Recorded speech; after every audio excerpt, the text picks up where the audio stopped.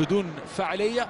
هنا الاستحواذ بشويه فعاليه على المرمى، بمحاولات على المرمى، لكن التقدم ما زال لصالح منتخب غينيا بيساو. ترجع لصالح منتخبنا مره ثانيه. امام عاشور لمروان بوشري الخارجي. صلاح يلا صلاح، واحد على واحد صلاح يرقص. صلاح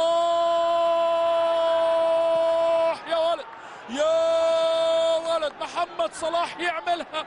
صلاح يسجل هدف التعادل. يا ولد وهو بيقترب من المباراة 100 في ماتشه رقم 98 مع منتخبنا، يسجل هدفه 56.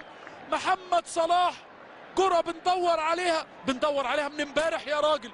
محمد صلاح يسجل في المقص اللي استعصى على منتخبنا في كرتين، كرة إمام وكرة محمد صلاح، ياخدها بشكل بتريد ماركة مسجلة، ماركة محمد صلاح، ياخدها لجوه يرقص اللي جاي في سكته. ادي واحد، بص الثاني، ادي الثاني، الثالث في الشبكة بقى بهدف التعادل لصالح منتخب مصر. ولسه ان شاء الله